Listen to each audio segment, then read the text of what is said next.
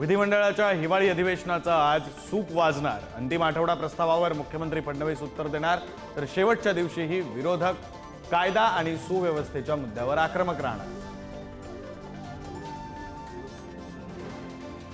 शरद पवार बीड आणि परभणी दौऱ्यावर। बीडच्या मस्साजोगमध्ये हत्या झालेल्या सरपंच देशमुखांच्या कुटुंबियांची भेट घेणार, तर परभणीत सोमनाथ सूर्यवंशींच्या नातेवाईकांचं सांत्वन करणार।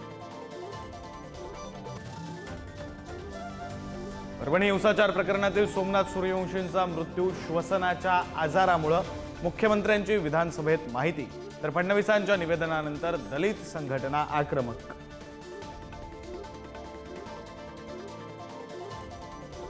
परभणीतील हिंसाचार आणि सोमनाथ सूर्यवंशी मृत्यू प्रकरणाच्या निषेधार्थ आज जालना जिल्हा बंदची हाक। जालना कृषी उत्पन्न बाजार समितीही राहणार बंद।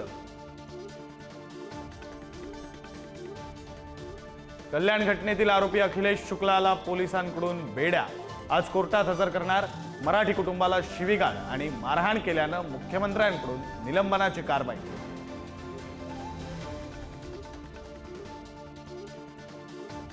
संसद धक्काबुक्की प्रकरणाचा तपास गुन्हे शाखेकडे। राहुल गांधींविरोधात 6 कलमांखाली एफआयआर दाखल। धक्काबुक्कीत भाजपचे 2 खासदार जखमी।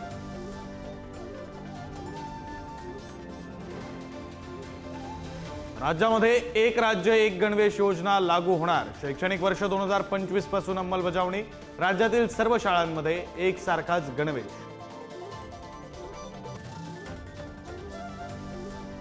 राधानगरीतील काळंबावाडी धरणाच्या गळतीबाबत राजू शेट्टी आक्रमक। धरणाची गळती वाढू लागल्यानं राजू शेट्टींचा प्रशासनाला इशारा।